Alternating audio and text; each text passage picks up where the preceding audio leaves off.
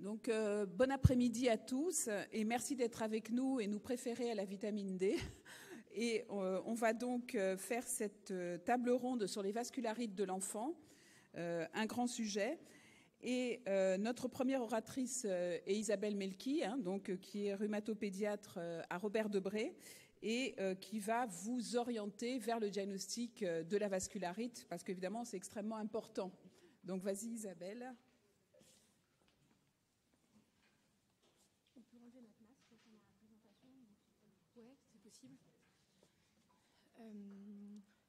Bonjour à tous, merci d'être là. On a organisé cette table ronde il y a 2 ans et je pense que c'est encore plus d'actualité 2 ans plus tard et une pandémie plus tard. Moi, je vais pas trop en parler, mais je pense que Isabelle en discutera certainement après. Alors, initialement, c'était Brigitte Badermenier qui devait faire ce topo et moi, je devais juste modérer, mais elle m'a très gentiment prêté ses diapositives et j'espère pouvoir vous faire la présentation presque aussi bien qu'elle. Donc, je vous propose ce plan-là, déjà de définir la vascularite, de reprendre un petit peu l'épidémiologie pour savoir qu'est-ce qui est fréquent, qu'est-ce qui n'est pas fréquent, et puis ensuite, surtout, de réfléchir ensemble de manière dynamique à quand y penser, comment explorer les vascularites, et puis quelle prise en charge en pratique, parce qu'il y a parfois des situations d'urgence qui sont importantes à identifier et à prendre en charge. Donc, la définition de la vascularite, tout le monde la connaît, c'est une maladie systémique qui est secondaire à une inflammation des vaisseaux et qui pourra être retrouvée par le biais d'une biopsie d'un tissu où elle a lieu et qui engendre la maladie elle-même. Alors, comment est-ce qu'on peut classifier les différentes vascularites primitives? Déjà, selon la taille des vaisseaux. Donc, quand on reprend la classification de Chapel-Hill, on va avoir en fait les vascularites classées selon l'atteinte, selon la taille des vaisseaux qui sont atteints. Et je vous montre, et donc en gros, en fonction des gros, des moyens ou des petits vaisseaux, vous allez avoir des vascularites différentes qui vont se présenter également avec des manifestations cliniques différentes. Il va y avoir aussi l'histologie qui va nous permettre de mieux caractériser ces vascularites. Et donc la nature de l'infiltrat inflammatoire, c'est souvent des polynucléaires neutrophiles. Il peut y avoir une nécrose fibrinoïde de la paroi et s'il y a un granulome, ça peut nous orienter vers certaines vascularites associées au granulome. Alors, je ne vais pas parler des vascularites les plus fréquentes, mais vous savez mieux que moi que la vascularite à IgA est la vascularite la plus fréquente, ainsi que la maladie de Kawasaki. Et ce sont les vascularites que l'on connaît bien en pédiatrie et beaucoup mieux que nos collègues internistes adultes qui connaissent beaucoup mieux les autres vascularites. Donc, pour reprendre, il y a le purpura rhumatoïde, dont l'incidence annuelle en pédiatrie est quand même assez fréquente. En fonction des séries, c'est 10 à 30 fois plus que chez l'adulte. Et vous savez bien que c'est un purpura qui est palpable ou des pétéchies qui surviennent au niveau des membres inférieurs surtout, associés à au moins l'un des critères suivants: douleur abdominale diffuse, dépôt d'IgA sur une biopsie, des arthrites ou des arthralgies et une atteinte rénale. Et bien entendu, il y a beaucoup de recherches qui se fait et qui vous sera présentée juste après, mais ça reste un diagnostic clinique. La maladie de Kawasaki, je ne vais pas rentrer dans les détails parce que Isabelle va vous en parler après. Il faut savoir quand même que c'est relativement fréquent en fonction de là où vous êtes. C'est de 8 à 112 par 100 000 habitants parce que c'est vraiment une vascularite qui est beaucoup plus fréquente au Japon. Il y a des critères majeurs et des critères mineurs qui nous permettent de poser le diagnostic et avoir une maladie de Kawasaki typique ou atypique. La problématique, c'est qu'en dehors des vascularites fréquentes que vous connaissez bien et qu'on va redécouvrir après, il y a des vascularites rares, mais qui sont graves. Et donc, le pronostic va dépendre de la rapidité du diagnostic et de la prise en charge. Donc, quand y penser? Alors, j'ai décidé de vous faire travailler en postprandial, c'est très méchant. Mais du coup, je vous parle de Naïm, qui a 13 ans, qui a une fièvre à 38-39 depuis plusieurs mois. Alors, c'est un cas clinique que Brigitte avait repris. Et j'étais interne dans le service quand il est arrivé dans le service. Il ne s'appelait pas Naïm, on a changé tous les prénoms. Et donc, il avait une CRP qui oscillait, mais il y avait un syndrome inflammatoire. Et tout le bilan étiologique qui avait été réalisé à La Réunion, parce que cet enfant habitait à La Réunion, était négatif. Et est-ce qu'il y a quelque chose que vous avez envie, devant un syndrome inflammatoire et une fièvre qui évolue depuis plusieurs mois, de rechercher à l'examen clinique? C'est un peu provocateur, un seul signe clinique. Pardon? Des anévrismes, mais à l'examen clinique, comment est-ce que vous allez les mettre en évidence, les anévrismes? J'ai pas entendu, excusez-moi. un souffle ou en palpant les pouls. Tout à fait. Donc, s'il y a une asymétrie des pouls radiaux, et c'était le cas chez cet enfant, en fait, il avait surtout une asymétrie tensionnelle hyper importante. Et en fait, on s'est rendu compte par la suite qu'il avait un anévrisme de l'aorte. Donc, la palpation systématique des pouls devant toute fièvre, tout syndrome inflammatoire prolongé, inexpliqué, ça doit être un réflexe, et c'est ce qu'on essaye d'apprendre à tous nos jeunes collègues, qui doit être faite régulièrement. Après, on a des beaux examens, comme par exemple des PET scans qui fixent pour ce genre d'atteinte.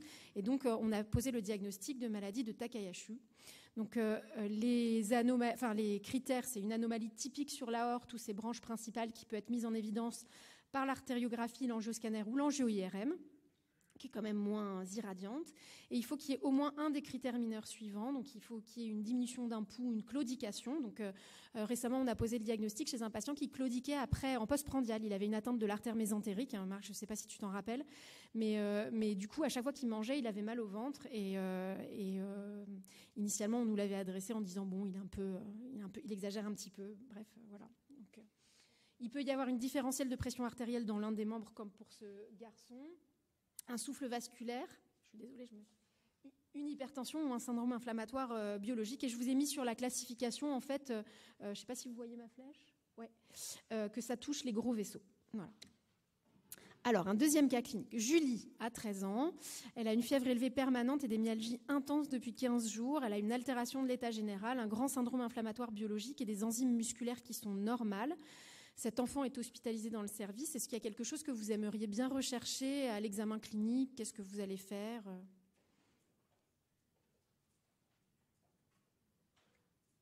Ça vous inspire moins que l'autre.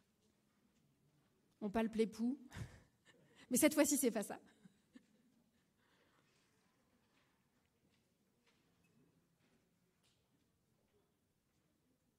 Non, personne n'est inspiré. Vous allez dévêtir l'enfant et regarder son tégument. Et surtout, vous allez palper partout. Parce que même si vous ne voyez pas quelque chose de manière visible à l'inspection, la palpation peut parfois être très bénéfique, puisqu'on réussit à retrouver un nodule sous-cutané à la face postérieure du mollet. Et ce nodule sous-cutané peut être biopsié.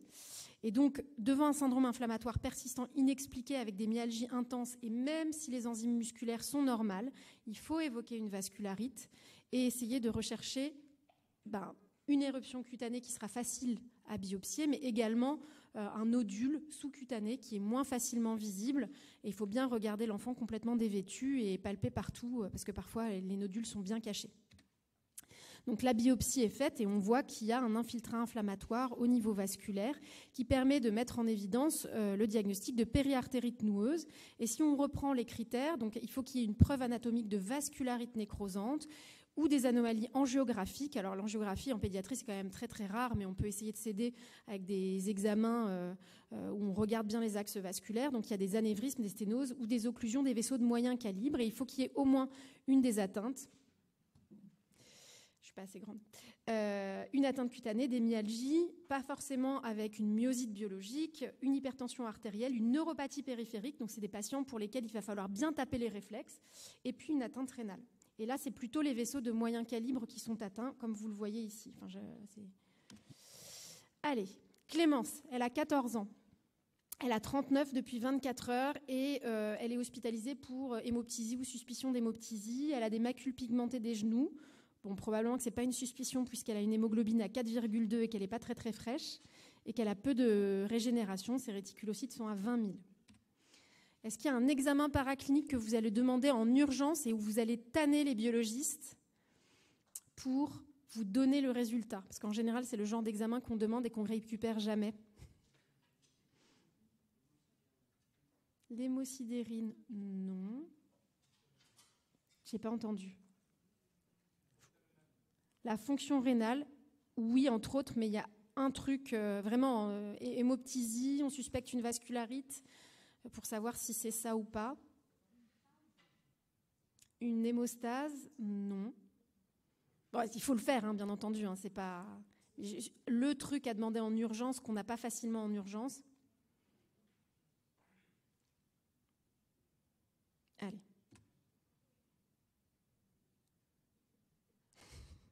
Non, c'est pas la biopsie. Les encas. Vraiment, les encas, il faut les demander en urgence. Les biologistes, les immunologistes savent qu'on peut les solliciter. Alors, il n'y a pas beaucoup de situations où il va falloir les demander, mais quand vous avez une hémorragie intra-alvéolaire, une suspicion d'hémorragie intra-alvéolaire, et que vous pensez qu'il s'agit d'une vascularite à encas, vous pouvez et vous devez même déranger, entre guillemets, les biologistes qui vont vous rendre les résultats rapidement. Ils en ont l'habitude. Alors après, ça dépend des laboratoires qu'on a à proximité, mais normalement, il faut qu'ils fassent cet effort-là. Donc, la polyangéite granulomateuse, anciennement appelée maladie de Wegener, donc les critères, c'est l'anatomopathologie. On retrouve du granulome dans la paroi du vaisseau. Je vous disais tout à l'heure que l'histologie est importante, et donc ce sont les vascularites granulomateuses ou périvasculaires. Il peut y avoir une atteinte des voies aériennes supérieures, donc on peut avoir un encombrement, la sinusite chronique. On avait déjà vu dans le service une patiente qui était là parce qu'elle avait tout le temps le nez bouché, puis finalement elle a commencé à se dégrader. C'est là qu'elle a commencé à saigner dans ses poumons. Donc, écoulement chronique purulent sanglant, des épistaxis récidivantes, des croûtes nasales, des granulomes, et ça peut s'associer parfois avec des dépressions de l'encélure nasale, parce qu'il peut y avoir des chondrites associées.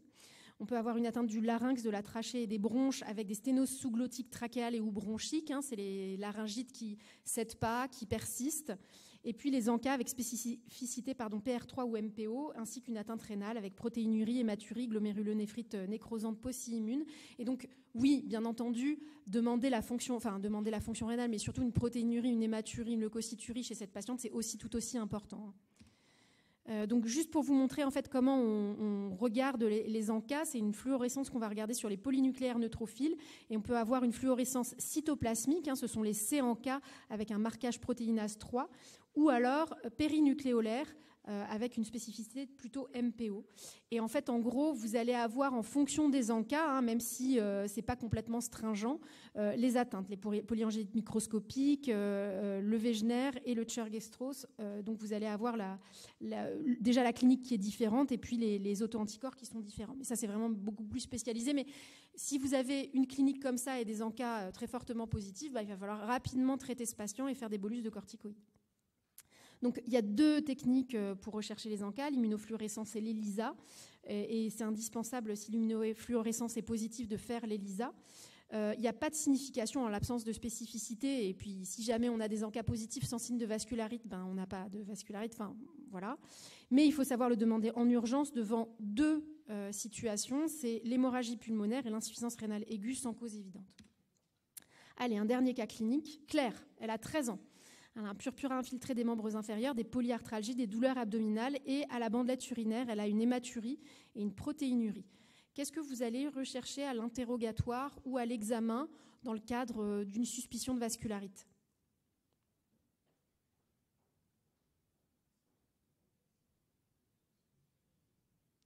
Vous murmurez. Moi, j'ai plus une fois d'appareil auditif, je crois. Allez-y, il faut se jeter. Pardon ? Une notion d'infection récente, tout à fait. Quoi d'autre ? Je suis désolée, j'ai pas entendu. De la fièvre, ok, ça c'est pour en faveur de quelque chose d'infectieux. Je vous fais chercher un peu parce que comme ça vous n'oublierez pas. Allez, hop. Donc, c'est surtout donc, le côté infectieux. On peut avoir des vascularites infectieuses ou post-infectieuses, donc des infections virales, des infections même bactériennes. Il faut aussi rechercher des médicaments. On a des vascularites iatrogènes. Chercher un syndrome tumoral ou en tout cas une altération d'état général, un amaigrissement important. Et puis, il y a les vascularites secondaires dans le cadre des syndromes auto-inflammatoires et des connectivites qui sont moins spécifiques. Mais par exemple, dans le lupus, on peut avoir des lésions de vascularites des paumes, des plantes, ce genre de choses-là. Mais c'est juste pour vous dire que je vous ai présenté les vascularites principales, mais il y a aussi des vascularites secondaires. Donc, quand est-ce qu'on évoque une vascularite rare primitive ?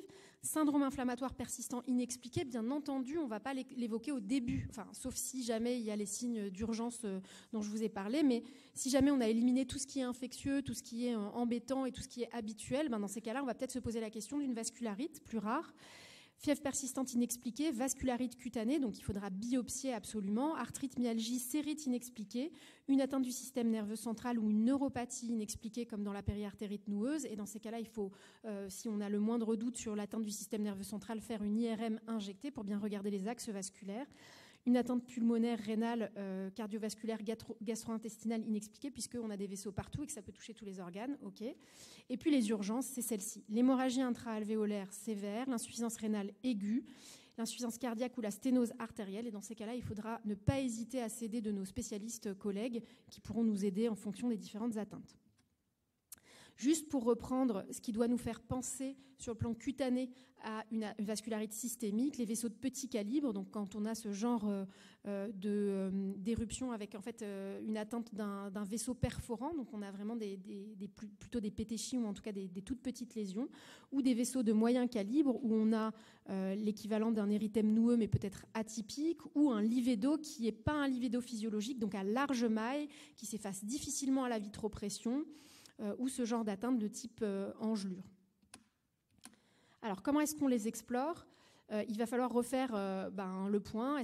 Quel est l'âge, quelle est l'anamnèse, l'examen clinique complet, on en a parlé, l'attention aux 4 membres et la palpation des pouls, l'examen cutané et l'examen ostéo-articulaire et neurologique. Rechercher les prises médicamenteuses, on l'a vu tout à l'heure. Et puis, on va s'orienter en fonction de la clinique, les encas, la radiologie et l'histologie. Et puis, l'anamnèse va vraiment vous orienter. C'est-à-dire que si jamais vous avez une atteinte avant l'âge de 5 ans, vous allez beaucoup plus penser à la maladie de Kawasaki qu'Isabelle va vous présenter tout à l'heure. Si jamais c'est un peu plus tardif et que vous avez une clinique typique du purpura rhumatoïde, voilà. Et chez les enfants plus âgés, avec des atteintes de plus gros vaisseaux, tout ce qui est vascularite avec auto-anticorps, avec ANCA par exemple, ou le Takayasu. Et alors, qu'en est-il d'une suspicion de vascularite néonatale ? Alors ça peut arriver, et dans ces cas-là, c'est là où il va falloir en rediscuter avec des collègues qui connaissent des maladies encore plus rares que celles que je vous ai présentées. Donc il y a une maladie qui s'appelle le déficit en ADA2, en adénosine déaminase 2, qui est responsable et qui a été décrit aux alentours de 2014, si je ne dis pas de bêtises, de périartérite noueuse monogénique, donc à début extrêmement précoce néonatal, avec une fièvre, un syndrome inflammatoire, qui peut donner des AVC ischémiques ou hémorragiques, une atteinte ophtalmologique et un livédo, tel que vous le voyez, qui est vraiment pathologique, des rénaux, des nodules, des ulcères cutanés et des nécroses digitales. Il peut y avoir une atteinte digestive ou testiculaire et la biopsie est évocatrice de périartérite noueuse et on peut avoir des anévrismes. Il faut savoir aussi que le phénotype clinique de cette atteinte est extrêmement variable et qu'il peut y avoir aussi des patients qui sont diagnostiqués à l'âge adulte qui ressemblent à des kids, c'est-à-dire avec des patients qui ont un déficit immunitaire, surtout avec une hypo-IgM. Il y a également, ça c'est un peu ma marotte, les interféronopathies, les Sting Associated Vasculopathy with Onset in Infancy, avec un début relativement précoce et où la peau est vraiment un critère cardinal, un signe cardinal avec une atteinte des extrémités. On a une vasculopathie cutanée acrale qui touche essentiellement les extrémités, qui peut être majorée par le froid, mais ils peuvent avoir ces lésions-là même en plein été et même à Montpellier. Il y a une inflammation systémique quasi constante et il y a une atteinte pulmonaire interstitielle très inflammatoire qui peut grever le pronostic de la maladie avec une fibrose pulmonaire secondaire. Et il peut y avoir des auto-anticorps positifs mais qui sont rarement, dont on ne sait pas très bien s'ils sont pathogènes ou non. Voilà, j'ai repris cette diapositive à Marie-Louise Frémont, qui est l'experte en interféronopathie qui touche le poumon. Et ces patients ont une signature interféron élevée. C'est vraiment très très rare, mais c'était juste pour vous dire que si on a quelque chose qui arrive très très précocement et avec ce genre d'atteinte cutanée, il faut y penser. Et on n'est pas censé tout connaître, mais au moins savoir à qui s'adresser pour essayer d'éliminer ce genre de choses, parce que ça peut évoluer mal et ça peut être très grave. Quels sont les examens de première intention ? Donc, on en a parlé. Et ensuite, on va s'orienter en fonction de ce premier examen clinique. Donc, on va rechercher une protéinurie, les CPK, la créatinine et l'hémostase s'il y a une ischémie, tous les examens habituels. Les auto-anticorps en fonction de ce vers quoi on s'oriente. La radiographie de thorax, l'écho-doppler abdominal, le CG, l'écho-cœur. Et puis ensuite, on va aller aussi rechercher tout ce qui est infectieux. Et puis, dans des cas où on se pose la question de vascularite embêtante, on ira plus loin. Et pour ce qui est de la génétique, c'est dans des rares cas où on a vraiment des arguments en faveur de quelque chose de génétique. Donc début précoce, forme familiale, voilà, ce genre de choses. Et donc, quelle prise en charge ? Donc, vous avez vu qu'il y avait quand même des diagnostics différentiels, mais que le pronostic vital pouvait parfois être engagé. Donc, c'est là où c'est extrêmement important de faire un travail collaboratif, multidisciplinaire et collégial, d'interagir avec les collègues cliniciens, mais également avec les biologistes, les anatomopathologistes et les radiologues, leur dire on est très inquiet pour cet enfant, on a vraiment besoin d'une lecture anapath rapide ou d'avoir des encas rapidement, voilà. Et puis, savoir que les complications aiguës des vascularites primitives, c'est une urgence thérapeutique, et l'urgence, c'est surtout de faire des bolus de corticoïdes ou de mettre au moins des corticoïdes par voie intraveineuse. Tous les traitements de seconde intention sont codifiés, sont rares, et donc à discuter, on a la chance d'avoir des réseaux et des réunions de concertation pluridisciplinaires qui peuvent nous aider à discuter la suite, mais l'urgence, c'est surtout la corticothérapie. Les immunosuppresseurs, les biothérapies sont discutés en fonction des différentes formes de vascularite. Ce n'est pas le sujet aujourd'hui de rentrer dans les détails. Et il faut savoir que dans les cas où vraiment les patients sont très très très mal, les échanges plasmatiques, les immunoadsorptions peuvent être utilisés et discutés. Voilà. Donc en conclusion, il faut évoquer le diagnostic de vascularite systémique devant tout syndrome inflammatoire persistant inexpliqué et rechercher les signes cliniques qui sont quand même faciles à obtenir, parce qu'il y a des maladies systémiques qui se retrouvent donc moins avant l'âge de 6 ans, sauf dans le cadre de la maladie de Kawasaki, et un peu plus après l'âge de 6 ans. Et je vous remercie pour votre attention.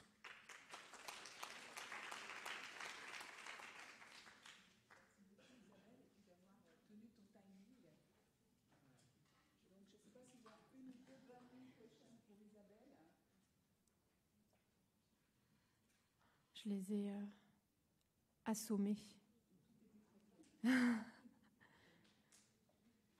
S'il n'y a pas de questions dans ces cas-là, j'introduis Isabelle Konepo qui va nous parler de la maladie de Kawasaki.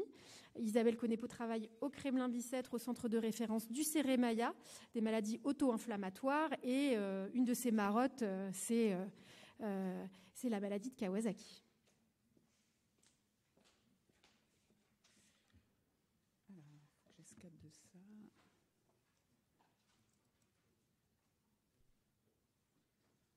Donc, bonjour à tous. Donc, j'ai la chance aujourd'hui de pouvoir parler d'un sujet qui est devenu très à la mode, parce qu'avec le Covid-19, la maladie de Kawasaki, c'est devenu une maladie in.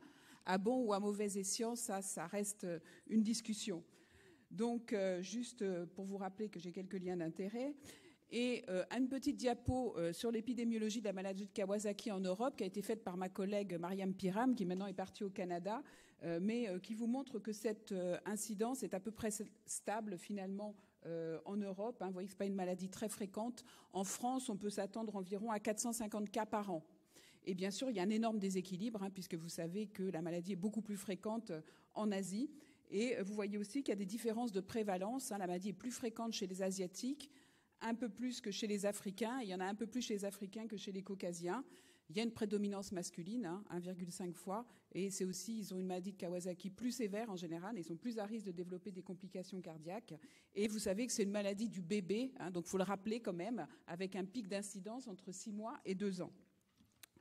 Alors, on a parlé tout à l'heure des vascularites, des signes cliniques. On a de la chance avec le Kawasaki parce que c'est une maladie qui nous donne des signes cliniques et en particulier des signes cutanés, comme vous le savez. Donc la maladie est définie imparfaitement, comme toutes les définitions finalement dans ce cadre-là, mais vous les connaissez. Il faut une fièvre, en tout cas classiquement, qui dure au moins 5 jours et l'association de ces signes que vous connaissez bien. Mais et bien sûr, c'est un diagnostic d'élimination, ce qui n'est pas facile en 5 jours. Et je vous montre là quelques photos pour vous rappeler l'importance quand même de la sémiologie. Je vous montrerai ici cet aspect de pseudo-adénophlégmon que vous connaissez bien aussi, qui est un aspect trompeur, parce que ces enfants peuvent être traités finalement pour des infections ORL. Je vous montre aussi l'éruption cutanée, qui en général est maculo-papuleuse. Bon, tous les aspects sont possibles, mais ni croûte, ni vésicule. Ça ne marche pas. Bon.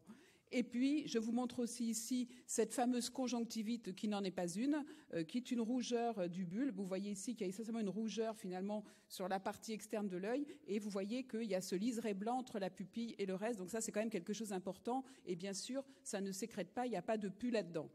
Donc on connaît tous les signes, mais il faut faire attention à bien les interpréter. Ça ne fait pas partie des signes habituels, mais bien entendu, vous le savez, que l'enfant est très grognon et qu'en plus, il a des lèvres sèches. qui sont inflammatoires. Il y a aussi d'autres signes qui sont des signes peut-être qui ne font pas partie des critères, mais que vous connaissez aussi, avec l'érythème du périnée et la desquamation, la rougeur au niveau de la cicatrice du BCG, on ne le fait plus, mais enfin, en tout cas, quand on l'a, ça peut être un élément. Et puis, les anomalies au niveau des extrémités qui sont extrêmement importantes et qui sont en général corrélées d'ailleurs à la présence de complications cardiaques. Donc, elles ont en plus une association avec quelques critères de gravité. Alors, c'est une maladie qui pose problème à tout le monde parce qu'il faut faire un diagnostic rapide, il faut traiter rapidement, on n'a pas beaucoup de temps et donc c'est compliqué. Et on a une définition qui est ce qu'elle est, mais elle va exclure, si on la laisse comme ça, beaucoup de patients et surtout, parfois, elle va faire trop traîner. Alors, l'intérêt d'accélérer le diagnostic, eh bien, finalement, un certain nombre de sociétés savantes s'y sont penchées et vous voyez que l'American Heart Association permet le diagnostic d'une maladie de Kawasaki si tous les critères sont présents à partir de 4 jours de fièvre.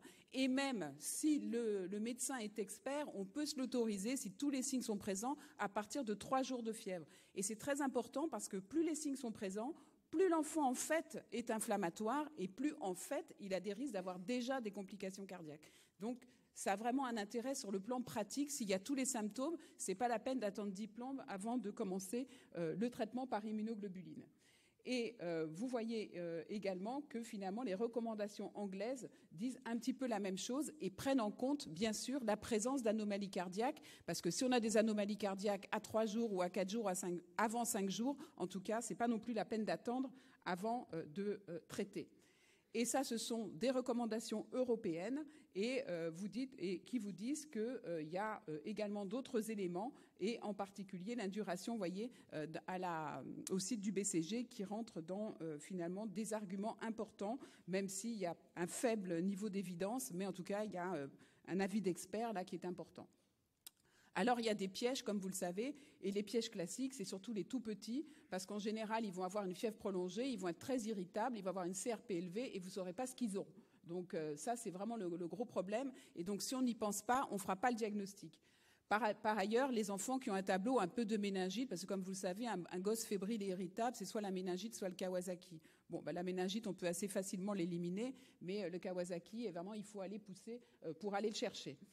Et puis, évidemment, un enfant qui arrive en état de choc, là aussi, si on est réanimateur, il faut penser au Kawasaki, parce que ce n'est pas forcément un choc septique, ça peut être effectivement un Kawasaki, et c'est un piège, et puis voilà.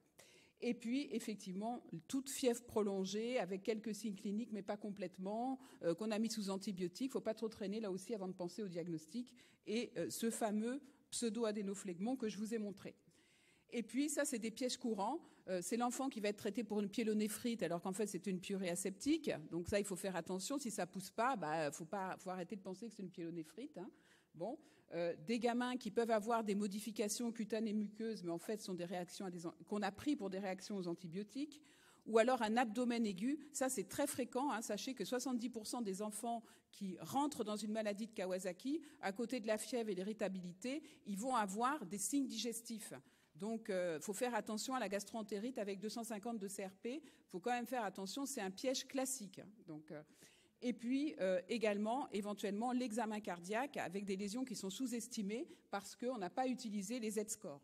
Donc, soit vous êtes fort en maths et vous faites l'équation de Dallaire, soit vous faites comme moi, vous téléchargez CardioZ pour 5 € par an et vous allez, en rentrant les informations que vous donne le cardiologue, le poids, la taille de l'enfant, vous pouvez avoir le diamètre en Z.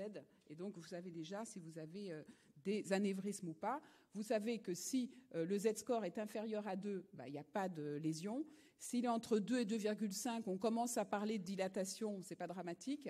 Par contre, on a un petit anévrisme, vous voyez, à partir de 2,5 et jusqu'à moins de 5, un anévrisme médian entre 5 et 10, ou alors la taille absolue, si on n'a pas les Z entre les deux bords, mais à partir de 8 mm, je me suis trompée, là, c'est supérieur à 8 mm, et l'anévrisme géant en Z, c'est à partir de 10, ou taille absolue supérieure ou égale à 8 mm. Donc là, je vais vous demander quel patient a une maladie de Kawasaki.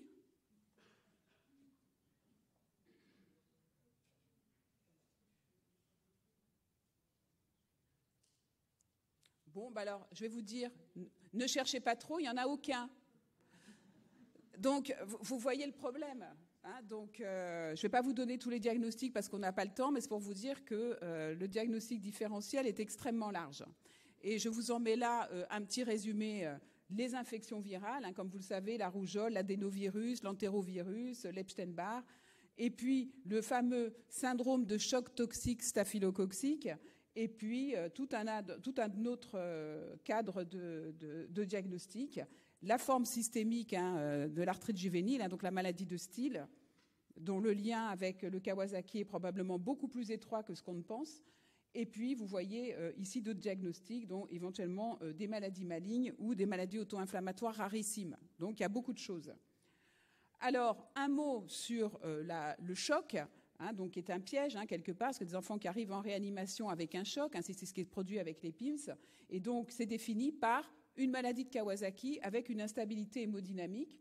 En général, c'est très tôt, c'est au début de la maladie, et c'est rare dans le Kawasaki pur et dur. C'est moins de 2% des patients qui vont faire ça. Et ce sont des patients qui, sur le plan épidémiologique, comme par hasard, sont un tout petit peu plus âgés que ceux qui font le Kawasaki classique.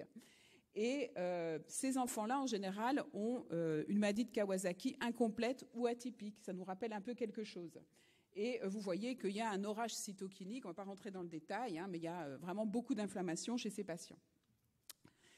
Et ça m'en vient à parler, mais très brièvement, de ce qu'on a vécu 4 semaines exactement après la première pic épidémique, et puis finalement après chaque pic successif.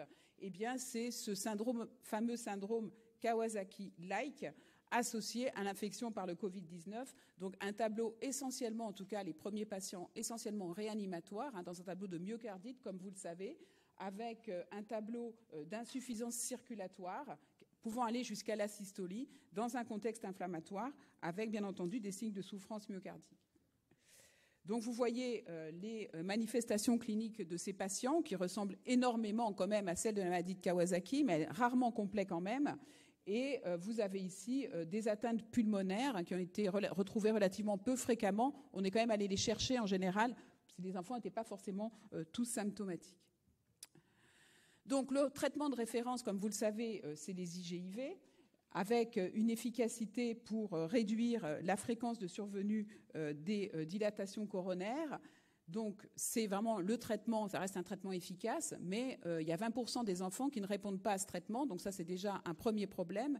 Et le deuxième problème, c'est que les enfants de moins de 2 ans, jusqu'à 40%, ont déjà des lésions coronaires avant que vous commenciez le traitement. Donc, bien entendu, ça limite quand même son efficacité et ça laisse penser qu'il y a besoin de thérapies additionnelles ou alternatives plus efficaces chez tous les patients. Alors, vous savez qu'il y a un certain nombre de scores qui ont été établis pour essayer de prédire la résistance aux IGIV. Ils ont été établis essentiellement dans la population japonaise. J'insisterai essentiellement sur le score de Kobayashi, qui n'est pas un score qui est extrêmement génial, mais qui est un score qui reste quand même sensible dans les populations spécifique dans les populations non japonaises. Ce qui veut dire que si vous avez un patient qui a les critères de Kobayashi, il a quand même un risque de ne pas être répondeur aux IGIV. Par contre, effectivement, si le score de Kobayashi est négatif, on ne peut rien en dire. Mais donc, on peut en tenir compte quand même quand il est positif.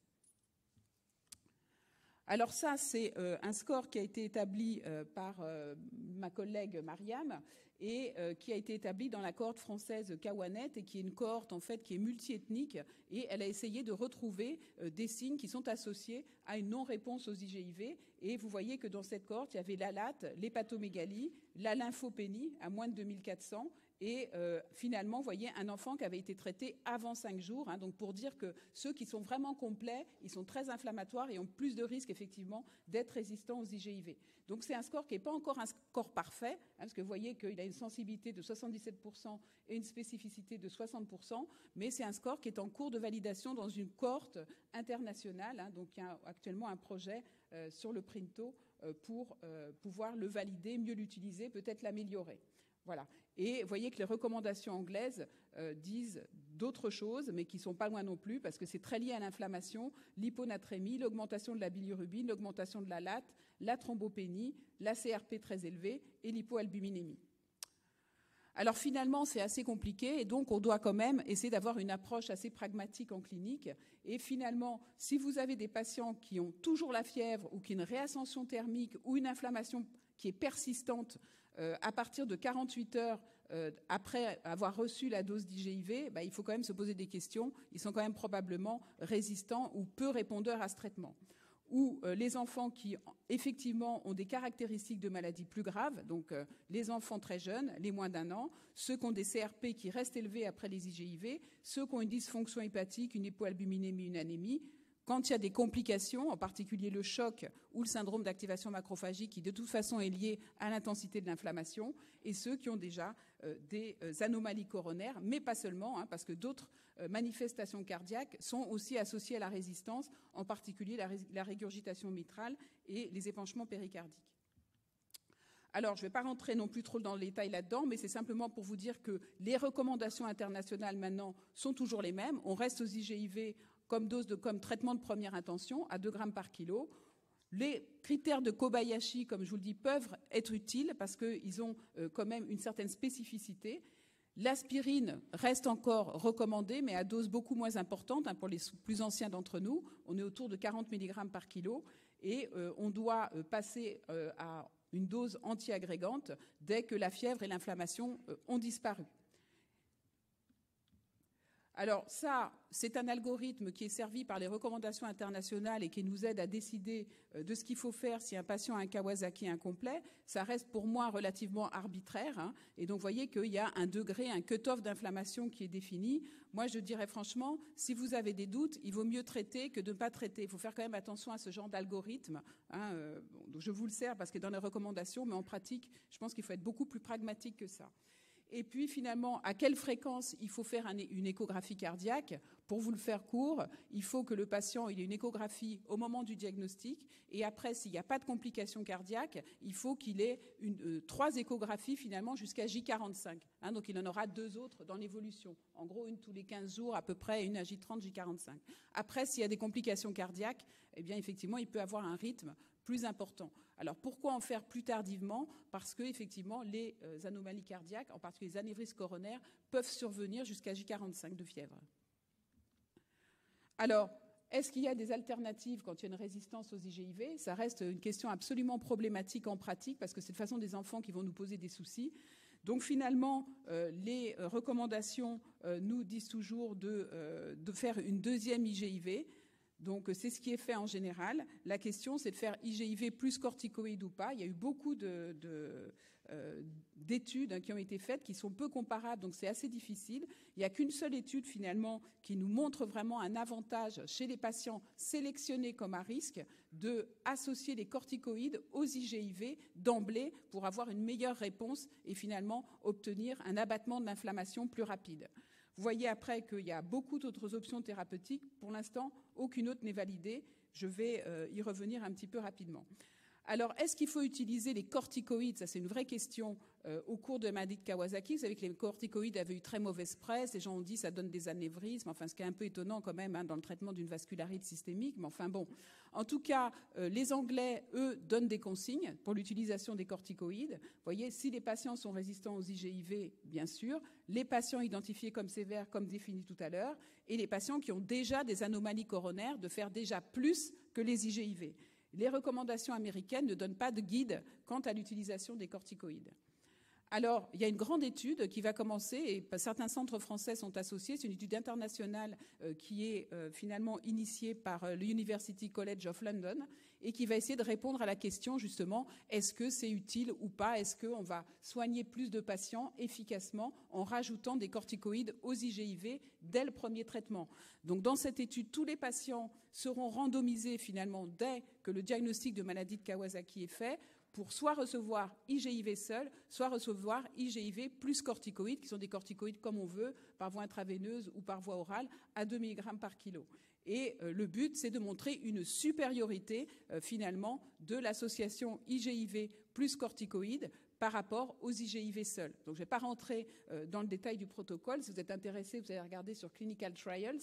Et puis, je pense que vous aurez certainement updaté par rapport à ça. C'est une étude qui doit rentrer beaucoup de patients. Donc, et il faut faire vite. C'est pas facile en recherche clinique, mais on espère qu'elle pourra être menée parce que c'est une très grande question qui est très importante pour le pronostic global de cette maladie. Alors, l'autre médicament auquel vous n'auriez peut-être pas pensé, mais qui aurait peut-être un intérêt aussi pour traiter la maladie de Kawasaki, surtout dans les pays où les immunoglobulines sont chères ou peu sûres d'utilisation, c'est la cyclosporine. La cyclosporine est un inhibiteur de la calcineurin, comme vous le savez, c'est une action immunomodulatrice sur les lymphocytes T, mais ça a aussi une action anti-inflammatoire puissante, et en particulier, ça bloque deux types d'IL-1, l'IL-1-alpha et l'IL-1-bêta. Et ces deux IL-1 sont très importantes dans le développement des lésions cardiaques au cours de la maladie de Kawasaki. Et donc, il y a une étude qui s'appelle KEKA, qui a été une étude randomisée, ouverte, et qui a utilisé donc... qui a comparé IGIV seul versus IGIV plus cyclosporine, 5 mg kg pendant 5 jours, hein, donc un traitement court. Et cette étude a montré un avantage de rajouter de la cyclosporine aux IGIV. Donc, tout est ouvert, on verra. Certains vous diront la cyclosporine, ça fusille les reins, c'est pas bien. Enfin, en tout cas, c'est une piste à explorer. Ça, c'est une étude qui vient de paraître, qui est une étude qui qui a essayé de comparer l'infliximab avec infliximab plus IGIV versus second IGIV chez des patients qui étaient résistants à une première injection d'IGIV. Donc il y avait eu quelques études qui avaient été faites, dont une assez importante d'ailleurs à San Diego, mais malheureusement l'étude n'avait pas été assez puissante pour montrer un effet sur les coronaires. La première étude avait montré que finalement les patients qui avaient reçu finalement en deuxième intention IGIV plus infliximab avaient finalement un délai d'apyrexie plus court et avaient une durée d'hospitalisation plus courte et des CRP qui diminuaient plus rapidement, mais ils n'avaient pas réussi à montrer de différence au niveau des atteintes coronaires parce qu'il n'y avait pas assez de patients. Donc cette étude a été refaite en incluant plus de patients. Je ne vais pas rentrer non plus trop dans le détail parce qu'on n'a pas énormément de temps et vous avez des références où vous allez dedans. Sachez que l'infliximab était utilisé à des doses importantes, 10 mg kg, ce n'est pas une petite dose. Il a été quand même globalement bien toléré.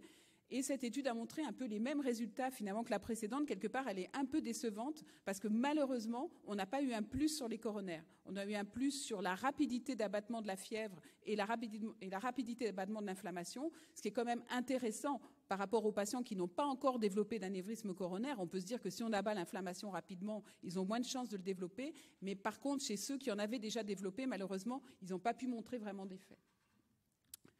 Ça, c'est une étude Kawakindra qui était un PHRC que j'avais coordonné il y a quelques années, enfin il n'y a pas longtemps, ces dernières années, qui était une étude ouverte de phase 2 et qui essayait de montrer l'efficacité, l'intérêt de bloquer l'IL-1 chez des patients qui avaient une maladie de Kawasaki et qui étaient en échec de 1 ou plusieurs injections d'IGIV. Et l'objectif principal de cette étude, c'était effectivement de montrer l'effet de l'anakinra sur la fièvre, c'est-à-dire que les patients devaient atteindre une température corporelle à moins de 38 dans les 48 heures suivant le traitement par anakinra. L'anakinra, c'est donné par des piqûres sous-cutanées tous les jours et c'était donné pendant 14 jours. Et les objectifs secondaires, vous voyez, il y avait un score d'activité de la maladie qu'il fallait qu'il diminue de 50%, avec une évaluation globale par le médecin, par les parents. Et puis, il y avait aussi un objectif coronaire. On voulait une résolution des anomalies coronaires, le cas échéant, par échocardiogramme en utilisant les aides AJ45 et une CRP dans les limites de la normale entre le départ du traitement et les jours 14 et 30. Et donc, on a pu inclure 16 patients dans cette étude. Il y a eu beaucoup de déviations de protocole, malheureusement, mais enfin, on a quand même pu en avoir 8 per protocole. Ces patients démarraient avec des doses de 2 mg kg. La dose, il y avait un programme d'augmentation des doses chez les patients qui ne répondaient pas assez. Et vous voyez que la dose d'anakinra nécessaire médiane était de 4 mg kg. Donc, vous avez la cinétique de descente de la CRP, qui, je peux vous dire, commençait à se normaliser pour la plupart des patients à partir de J14, était complètement normal, c'est-à-dire inférieur à 6, chez la plupart à J30.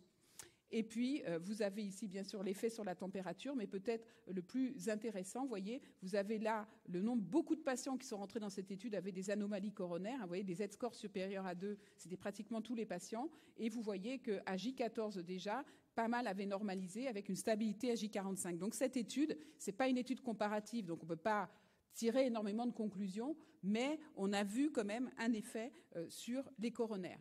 Et va commencer, j'espère bientôt, un autre essai qui s'appelle Anacomp, qui cette fois-ci est une étude comparative et qui va comparer finalement une deuxième IGIV à l'anakinra chez des patients qui n'auront pas répondu à une injection d'IGIV. Étude très difficile à faire, très challenging, il va falloir faire très vite parce que c'est une seule IGIV. Donc, effectivement, juste avant, quand il y aura le point de départ, j'organiserai quelques petits webinars pour qu'effectivement, on puisse recruter le maximum de patients. Donc, voilà ces fameuses recommandations. Donc, vous voyez que finalement, en première intention, on reste relativement classique. Et vous voyez qu'après, il y a beaucoup d'options qui sont possibles, ce qui montre la difficulté de traiter ces patients. Donc, juste pour vous rappeler qu'il y a toujours une étude épidémiologique française qui est dans la cohorte GIR, donc qui a finalement été la suite du Kawanet. Pour l'instant, il y a 80... Enfin, ça, on n'est pas complètement à jour parce que c'était en octobre, mais en tout cas, vous êtes invités à rentrer vos patients. Je sais que c'est un travail fastidieux pour lequel on se demande pourquoi je fais ça, mais il suffit finalement peut-être de signaler votre cas et la technicienne de recherche clinique peut faire le travail à votre place. Donc, juste vous m'envoyez un mail.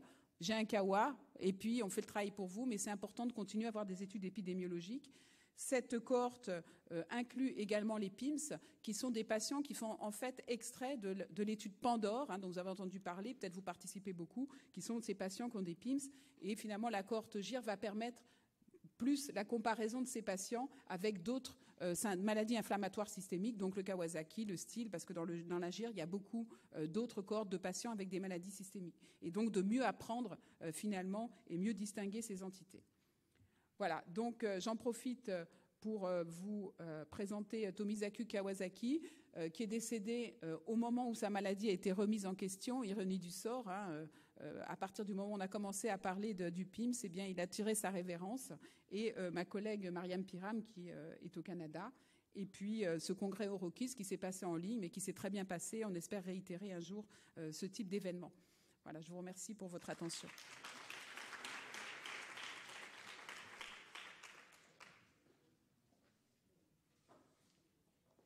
Merci beaucoup pour cette présentation très claire. Est-ce qu'il y a des questions dans la salle ?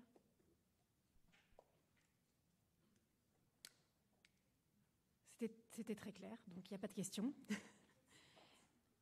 Du coup, je suis très contente d'accueillir Jean-Daniel Delbecq, qui est néphrologue et qui travaille sur la néphropathie à IGA à l'hôpital Trousseau à Paris. Voilà. Bonjour à tous. Merci beaucoup de m'accueillir ici. Donc effectivement, pour parler de la néphropathie du purpura rhumatoïde, et plus particulièrement en essayant de répondre à deux questions, c'est ce qu'on m'a demandé de faire. Quand faire une biopsie rénale en cas de néphropathie du purpura rhumatoïde et quel traitement en pratique? Alors je pense que ces questions pourraient chacune nécessiter environ 2 heures de présentation. Moi j'ai 20 minutes, donc je vais être obligé de faire des raccourcis. Donc s'il y a des puristes de la néphropathie du purpura rhumatoïde dans la salle, j'ai l'impression qu'ils sont nombreux. Je prie de m'excuser, mais voilà, je vais être obligé de faire des raccourcis.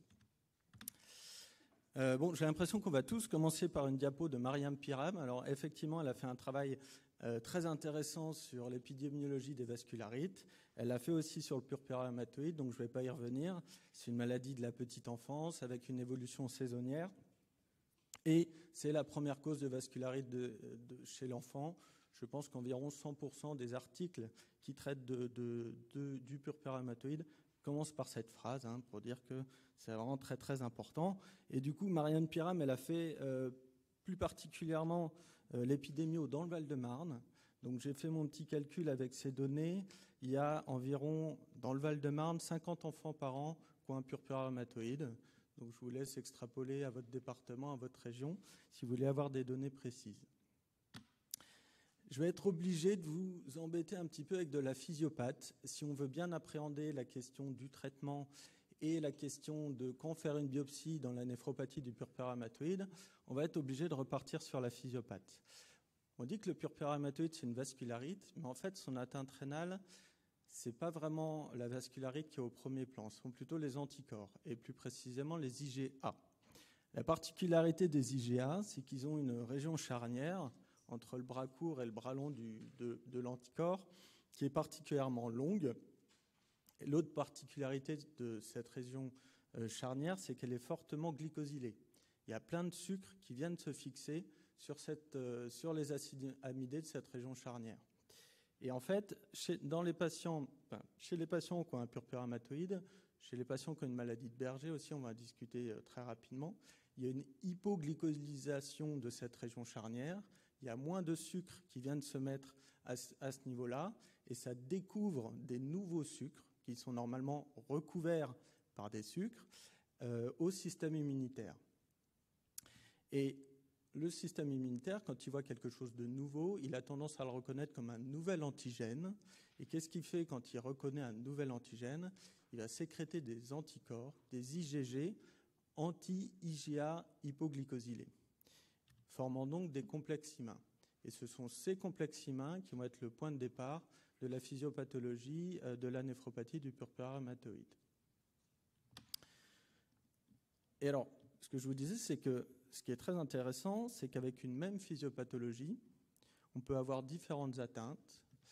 On peut avoir uniquement le purpura rhumatoïde, c'est-à-dire l'atteinte systémique, la vascularite systémique sans atteinte rénale.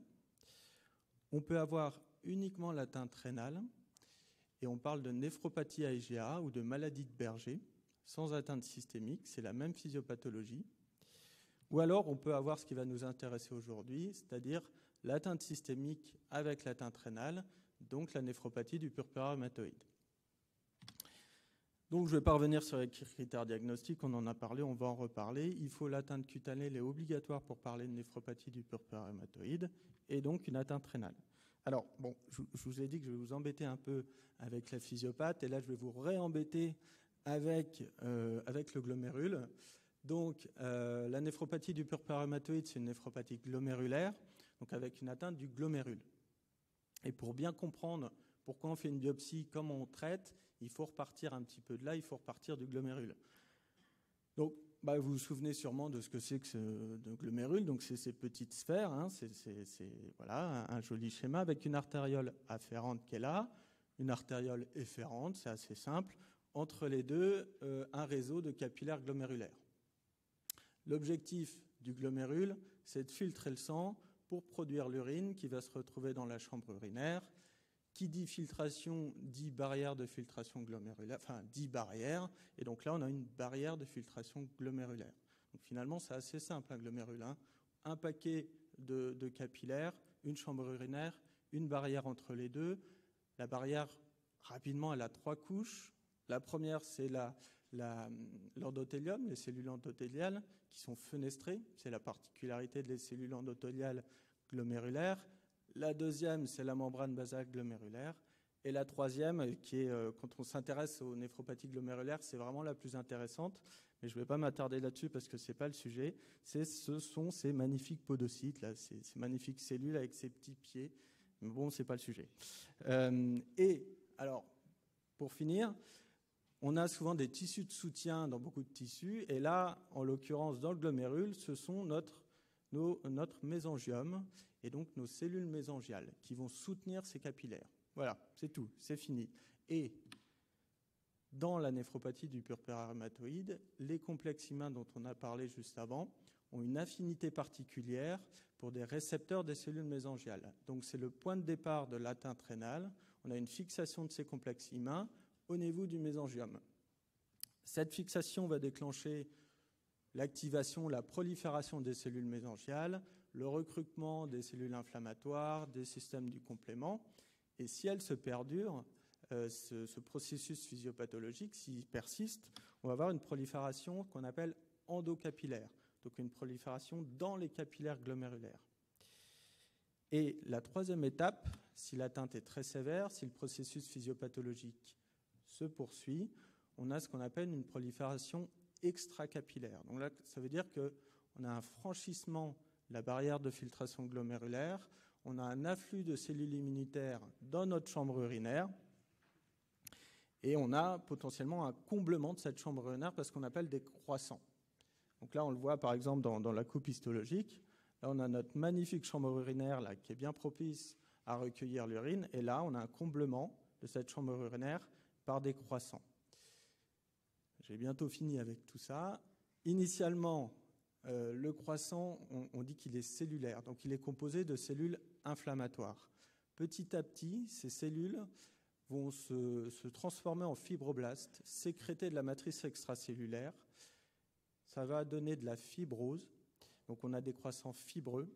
Et si ce processus fibreux se poursuit, on a la fibrose complète du glomérule qui va se rétracter et du coup devenir complètement inefficient et conduire, si beaucoup de glomérules sont atteints, vers l'insuffisance rénale chronique terminale. Donc l'objectif dans le traitement de la néphropathie du purpura rhumatoïde, ça va être de bloquer ces mécanismes avant qu'on ait le croissant extracapillaire et avant que celui-ci se développe en lésion fibrotique sur lequel on ne peut plus faire grand-chose. L'épidémiologie de la néphropathie du purpura rhumatoïde, on commence par la présentation clinique. Donc, ce qu'il faut retenir, c'est qu'elle est très, très hétérogène. Si on a une petite prolifération mésangiale, on peut avoir juste une petite effraction de la barrière de filtration glomérulaire, un petit peu d'hématie qui se retrouve dans les urines, un petit peu de protéines qui se retrouvent dans les urines. Donc, on a une petite hématurie, une petite protéinurie. Si c'est plus important, si l'altération de la barrière de filtration est plus importante, on a plus de protéines dans les urines, on a ce qu'on appelle une protéinurie de rang néphrotique qui peut conduire éventuellement à une baisse de l'albumine et donc à un syndrome néphrotique. Donc la néphropathie du purpura rhumatoïde, elle peut se présenter comme un syndrome néphrotique. Et si on a un croissant, si on a une prolifération endocapillaire, il y a une baisse du débit de filtration glomérulaire et là on peut avoir une insuffisance rénale. Présentation clinique très très hétérogène de la néphropathie du purpura rhumatoïde et quelque chose qui est très important si vous travaillez en ville ou si vous travaillez aux urgences, généralement cette atteinte rénale, elle survient dans le premier mois après l'apparition de l'atteinte cutanée. Et dans 97% des cas, dans les 6 mois suivant l'atteinte cutanée. Et c'est comme ça qu'on se base pour la surveillance de pour la surveillance du purpura rhumatoïde. Vous savez, on vous demande de faire des bandelettes une fois par semaine, tous les 6 mois. Et bien, c'est parce que, comme ça, on va réussir à diagnostiquer 97% des atteintes rénales. Ça veut dire quand même que dans 3% des cas, il y en a qui surviennent après. Donc, si vous revoyez un peu plus tard ces enfants, n'hésitez pas à faire une bandelette. On peut récupérer comme ça quelques atteintes rénales. Et puis voilà, donc si on a une atteinte rénale, c'est là il faut se mettre en contact assez vite avec un service de néphrologie pédiatrique. Pourquoi ? Parce que cette atteinte rénale, elle peut conduire à l'insuffisance rénale terminale. Ce n'est que 2%, à peu près 2% des insuffisances rénales terminales de l'enfant. Du coup, ce n'est pas le sujet qui est le plus intéressant, on va dire, le plus important pour les néphropédiatres. Et du coup, les études, et on va en reparler après, sont assez légères. On a du mal, du coup, à avoir des recommandations claires. On a quand même dans 6% des cas, donc l'atteinte rénale, c'est un peu moins de 50% des purpura rhumatoïdes. Donc, un peu moins d'un enfant sur 2 qui a un purpura rhumatoïde aura une néphropathie. Cette néphropathie, dans 6% des cas, elle va amener à l'insuffisance rénale terminale. Ce qui fait, dans 3% des cas, donc un purpura rhumatoïde sur 30, je ne sais pas combien vous en avez vu dans votre parcours, mais un purpura rhumatoïde sur 30 va se retrouver en insuffisance rénale terminale, va être dialysé, va être greffé. Alors, bon, voilà, donc on revient à la question de départ. Quand faire une biopsie rénale ? Déjà, pour répondre à cette question, pourquoi faire une biopsie rénale ? Est-ce que cette biopsie rénale est à visée diagnostique ? Est-ce que quand on a une atteinte cutanée avec un purpura vasculaire et quand on a une protéinurie, une insuffisance rénale, on fait une biopsie pour avoir le diagnostic ? Non, on a déjà notre diagnostic. On sait que c'est une néphropathie du purpura rhumatoïde. Du coup, si elle n'est pas diagnostique, est-ce qu'elle est pronostique ? Je viens de vous expliquer qu'on avait des lésions qui étaient beaucoup plus sévères que d'autres, qui pouvaient conduire à la fibrose du glomérule. On a envie de dire oui. Malheureusement, et on n'a pas le temps d'en débattre là, c'est vraiment pas le cas. On a beaucoup de mal à mettre en évidence ça. On n'a pas de classification histologique dans la néphropathie du purpura rhumatoïde qui est pronostique. On ne peut pas dire avec telle lésion ça va évoluer plus mal et du coup avec telle lésion il faut le traiter comme ça le patient. C'est pour ça qu'on a beaucoup de mal à à s'accorder sur la gestion de ces patients. Et je vous ai mis, à titre d'exemple, une étude chinoise. Je vous l'ai mis parce que, comme c'est une étude chinoise, ils ont énormément de patients. Ils ont à peu près 300 patients dans chaque bras. Ils ont 60 patients avec une prolifération de plus de 25% extracapillaire, ce qui est beaucoup. Et même avec énormément de patients, ils n'arrivent pas à relier la prolifération extracapillaire, les croissants, qui est l'atteinte histologique la plus sévère, avec le pronostic. Ce qui fait que, moi j'avais demandé aux néphropédiatres comment ils prenaient en charge ces patients, est-ce qu'ils faisaient une biopsie pour décider du traitement. Et bien, il y en a 1 sur 2 qui n'en font pas parmi la Société de néphrologie pédiatrique. Donc, à la question quand faire une biopsie, déjà, il faut savoir qu'il y a un néphropédiatre sur 2 qui ne fera pas de biopsie, qui traitera le patient sans regarder l'atteinte histologique. Et voilà, donc là, on va passer au traitement. Donc, j'ai eu la chance d'assister au topo d'hémato ce matin. Là, pour le purpura hématoïde, on n'en est pas au carticels. Là, on est très très loin de ça. Donc, on n'a aucune preuve de l'efficacité des IEC, aucune preuve de l'efficacité des corticoïdes et aucune preuve de l'efficacité dans les formes sévères des bolus de corticoïdes. Donc, voilà où on en est. Alors, d'un autre côté, ça décomplexe, on peut faire un petit peu ce qu'on veut. Mais plus sérieusement, on a quand même quelques messages et globalement, il y a une prise en charge relativement homogène entre néphropédiatres. Qu'est-ce qu'on a comme message? Sur les IEC, il est assez clair, il est assez consensuel. Ce n'est pas du tout prouvé dans la néphropathie du purpura hématoïde. Par contre, c'est prouvé dans la maladie de Berger. La maladie de Berger, il y a plus de patients et surtout, il y a plus de patients adultes. Donc, les adultes font beaucoup plus d'études randomisées contrôlées que nous. Et du coup, ils ont pu prouver que les IEC amélioraient le pronostic néphrologique dans la maladie de Berger. Donc, nous, ce qu'on fait, c'est qu'on en donne à tout le monde. Il y a une étude pédiatrique qui avait été faite dans le service il y a quelques années qui montrait qu'il fallait même les mettre le plus tôt possible si on veut baisser la protéinurie. Donc, quel traitement pour la néphropathie du purpura hématoïde? Des IEC le plus vite possible. Donc, c'est pour ça que dès que vous dépistez une atteinte rénale chez un patient avec un purpura hématoïde, il faut vite l'adresser au néphropédiatre, ou vite mettre des IEC, mais en tout cas, il faut aller assez vite. On sait quand même 2-3 trucs aussi sur les bolus. Ça, c'est une étude qui est très régulièrement citée, pourtant qui n'est pas forcément récente, qui date de 1998, qui a été faite par des néphropédiatres parisiens de Necker. Et la particularité de cette étude, ce qui fait qu'elle est intéressante, c'est qu'ils ont répété la biopsie. Généralement, si on en fait qu'une des biopsies aux enfants. Là, ils ont fait avant et après le traitement. C'était des enfants sévères. Ils ont fait une biopsie à ces enfants sévères, histologiquement et cliniquement, et ils ont mis des bolus. Eh bien, ils ont vu qu'après les bolus, il y avait beaucoup moins de lésions prolifératives. Il n'y avait plus ces croissants, il n'y avait plus cette prolifération endocapillaire. Cette étude n'était pas contrôlée, donc c'est difficile de conclure vraiment, parce qu'on peut imaginer une évolution naturelle. Néanmoins, avec ce genre d'argument, sur des lésions très prolifératives, on donne des bolus de corticoïdes pour détruire à visée apoptotique sur les cellules inflammatoires. Donc, quand faire la biopsie? Pourquoi faire une biopsie? Pour éventuellement rechercher des croissants et mettre des bolus si on en voit. On sait aussi qu'il faut être relativement rapide. Ça a été très clairement montré. Plus on attend entre le moment où on a une atteinte rénale et le moment où on fait la biopsie, plus on a de lésions fibreuses. C'est assez logique. En fait, ces lésions, elles vont évoluer. Les lésions inflammatoires du début qui répondent aux corticoïdes, elles vont évoluer. Donc, il faut être agressif quand ça prolifère et rapide, sinon on a des lésions chroniques. Et les lésions chroniques, ça a été très bien montré quand on répète les biopsies. On a beau mettre des corticoïdes à forte dose sur ces lésions chroniques, on ne va pas du tout améliorer ces lésions. Donc il faut être agressif et rapide. Quand faire la biopsie rénale? Si vous la faites, c'est le plus tôt possible. Donc il faut être assez réactif sur ces patients-là. Donc voilà, pour conclure, la biopsie, c'est très débattu. Donc un néphropédiatre sur 2 qui ne la fait pas. Du coup, il traite directement, il traite du coup un peu plus fort que les autres. Il met des bolus directement. En fait, on fait ça parce que c'est très bien toléré chez les enfants, les bolus de corticoïdes. On n'a pas de complications, on a très peu de presse syndrome, très peu d'hypokaliémie très sévère. Donc on y va un petit peu gaiement, même si ça n'a jamais été prouvé comme efficace. Nous, ce qu'on fait, et c'est une attitude qui est partagée par pas mal de néphropédiatres, on fait une biopsie si on a une prolifération extracapillaire avec des croissants, on tape fort avec des bolus, et sinon on fait relayé par une corticothérapie orale, et puis sinon on fait juste une corticothérapie orale si on a prolif extra.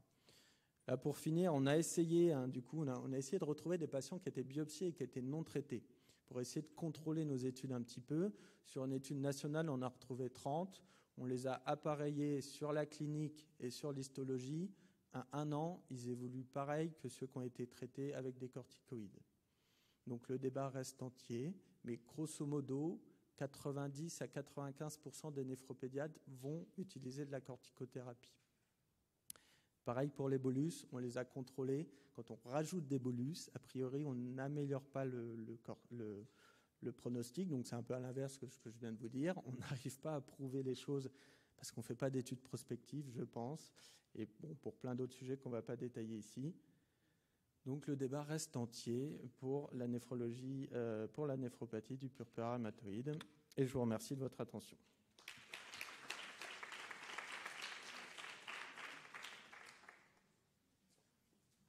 Merci beaucoup. Est-ce qu'il y a des questions dans la salle? Moi, j'en ai peut-être une. Parce que tu nous as dit qu'en fait, il y avait 50-50.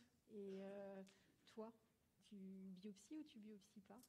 Oui, c'est une bonne question. Nous, on biopsie, mais finalement, on traite exactement comme les autres. On a quand même envie de biopsier pour bien voir le parenchyme, avoir quand même une idée de l'atteinte initiale, parce qu'en fait, ce qu'on s'aperçoit, c'est quand on les suit à très long terme, ces enfants, ceux qui ont eu une atteinte initiale très sévère, même s'ils évoluent bien initialement, il peut y avoir des espèces de cicatrices glomérulaires qui apparaissent, dont les conséquences, en fait, apparaissent très longtemps après. Donc je pense que pour le suivi, il faut d'ailleurs suivre tous ces enfants à long terme, et pour le suivi, avoir une idée précise de l'importance des lésions histologiques au départ, c'est important. Et c'est pour ça que nous, on continue à le faire. Il y a une question... Quel est le pourcentage d'enfants qui évoluent vers une insuffisance rénale terminale? C'est environ, a priori, 6% de ceux qui font une atteinte néphrologique. Après, ce sont des études avec très peu de recul. Et c'est tout le problème, c'est la coordination avec la néphrologie adulte. En fait, je pense que si on reprend ces enfants 30 ans, 40 ans après, on aura beaucoup plus de patients avec une insuffisance rénale terminale. Mais les études ont une durée de suivi relativement courte, 5-10 ans maximum, et du coup, ça sous-estime les potentielles lésions chroniques de cette inflammation initiale. Mais les études qu'on a, enfin les grosses reviews qu'on a, c'est 6%, ce qui est peu.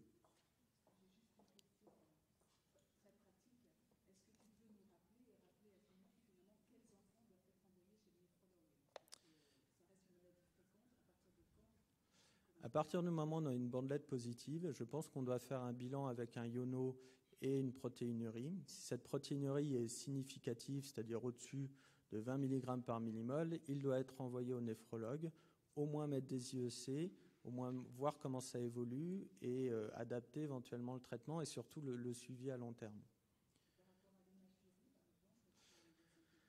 Si on a une hématurie macroscopique qui n'est pas associée à une protéinurie, je pense qu'on peut rester en contact, mais non, c'est moins inquiétant, c'est moins signe d'une prolifération importante et il y aura peu de séquelles à long terme.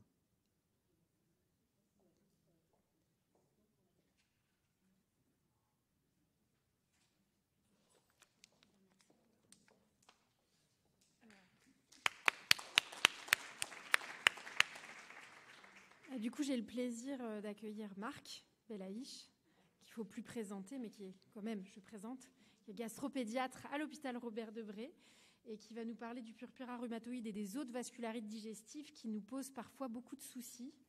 Voilà. Merci, Marc.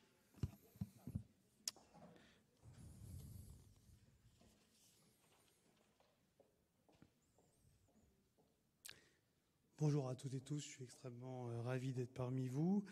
C'est bien d'être passé à la fin parce que on va intégrer ensemble ce qui a été dit, en sachant que, en ce qui concerne les vascularites, dire vascularite digestive, à partir du moment où il y a vascularite, il y a un problème digestif. Donc, pour une fois qu'un gastro-entérologue peut se prendre pour un interniste, évidemment, je ne vais pas bouder mon plaisir et je vais vous présenter l'ensemble d'observations qui ont été des échecs diagnostiques cuisants de ma part. Donc, je vous prie de ne pas donner le diagnostic trop vite. Un peu de clémence vis-à-vis de l'orateur qui est en face de vous. Autrement dit, pour moi, les vascularites, c'est un peu comme ce tableau de Picasso, c'est-à-dire on ne sait pas trop qu'est-ce qui est de face, qu'est-ce qui est de profil. Et quand on regarde les choses, j'adore cette photo, regardez, je l'ai entourée, hein, c'est la même photo au même moment. Vous voyez que de la manière dont on photographie, il n'a quand même pas la même coupe de cheveux, vous êtes d'accord, hein? C'est les mêmes moments. Il ne s'est pas fait une mise en pliante, hein. Autrement dit, on va essayer d'axer notre discussion sans aller dans des considérations extrêmement périlleuses. Et je vais commencer avec cette histoire que nous avons vécue il y a peu de temps, avec cette jeune fille, premier épisode de diarrhée fébrile, traitement symptomatique, puis ensuite la diarrhée ne s'amende pas malgré le traitement. On fait un bilan, puisqu'elle est venue 3 fois aux urgences quand même. Alors l'interne j'adore ce néologisme, il a dit « je l'ai bilanté », donc que nous bilantions, que vous bilantasse. Et donc il a trouvé un syndrome inflammatoire, il a fait une coproculture négative, on l'a hospitalisée parce qu'elle avait quand même une altération de l'état général. Et on reprend un petit peu tout ça, maux de ventre, et puis on reprend, puis on voit qu'elle a de la fièvre et que ça dure depuis un certain temps, qu'elle a la diarrhée, qu'il y a un énanthème que vous voyez, il y a un syndrome inflammatoire. Et à ce moment-là, la personne qui est un adepte de Madame Konepo, comme je le suis moi-même, je dois le dire, a dit c'est vrai que le syndrome de Kawasaki, c'est plutôt le nourrisson, mais pourquoi pas aussi à 12 ans. Et oui, le syndrome de Kawasaki peut exister plus tard. Et donc, cet enfant a l'étiquette syndrome de Kawasaki. Et à ce moment-là, donc il fait partie tout à fait des vascularites. Et à ce moment-là, nous nous épanchons sur ces atteintes digestives qui sont sous-estimées. J'ai adoré ce que Isabelle a dit tout à l'heure. Effectivement, toute diarrhée inflammatoire, même en période aiguë, à partir du moment où ça dure plus de 4-5 jours, quand même, doit faire évoquer. Et n'oublions pas l'hépatomégalie, la cholestase fébrile et ce signe, parce que pour avoir une écho cardiaque, je ne sais pas où vous travaillez, mais c'est pas toujours aisé. Par contre, pour avoir une écho hépatique, ça c'est facile. Et si vous voyez un hydrocholécyste qui se retrouve dans 1/3 à 45% des Kawasaki, ça peut vous orienter éventuellement un petit peu le diagnostic. En tant que gastro-entérologue, j'ai quand même malheureusement le privilège de suivre une cohorte de 12 enfants qui ont été opérés pour des sténoses post-colytiques de syndrome de Kawasaki, comme des entérocolites ulcéro-nécrosantes du prématuré. Autrement dit, on est quand même dans une maladie où le tropisme digestif n'est absolument pas négligeable. Et donc on part sur ce diagnostic jusqu'à ce que l'externe me dise « on n'a pas bien interrogé cet enfant ». Je lui dis « interrogeons-le ». Et oui, et elle a fait quand même un épisode de toux, de rhume. Bon, j'étais pas dans l'émotion, vous voyez. Et elle dit oui quand même. Et évidemment, on est en période pandémique et donc il me dit oui quand même. Faudrait la tester. Et oui, donc nous l'avons testée. Et il y avait effectivement une sérologie qui était positive au Covid-19. Ça faisait 3 semaines qu'elle avait été en contact et qu'elle avait eu cette symptomatologie. Et donc, je reviens sur ce qui a été dit avec ce PIMS ou MISC. c'est vraiment une entité qui est très gastro-entérologique, hein, puisqu'on voit que dans ces PIMS ou pseudo-Kawasaki, on est quand même avec des éléments où les signes digestifs, hein, regardez la troisième ligne, c'est 90-92% des enfants. Et on a eu malheureusement une douloureuse observation où un enfant a été opéré d'une suspicion d'appendicite sur un PIMS. Autrement dit, on est vraiment dans des situations qui sont des situations hautement digestives.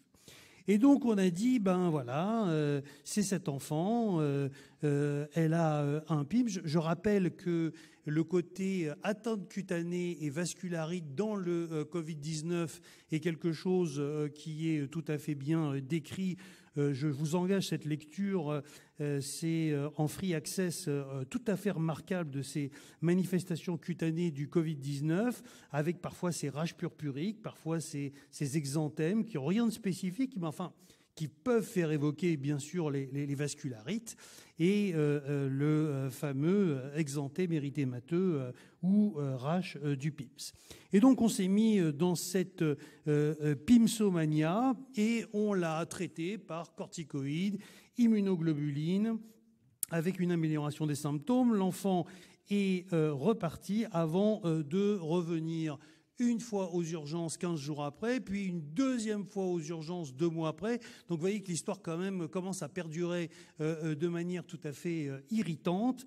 Et c'est vrai que le PIMS à rechute...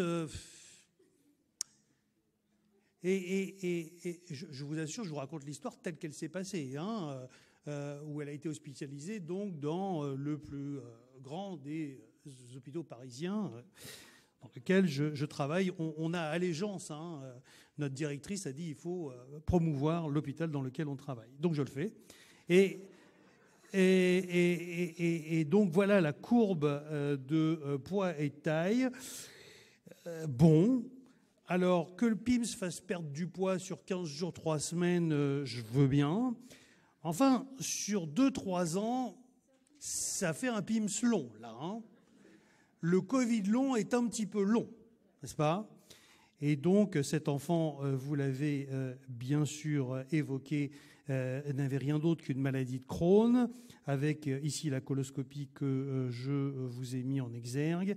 Et ceci, c'était amusant parce qu'il y a eu 3 case reports qui ont été publiés dans des grands journaux en même moment, stipulant bien que entre le Kawasaki, le PIMS, les maladies inflammatoires chroniques de l'intestin, on n'est pas aussi à l'aise que ça.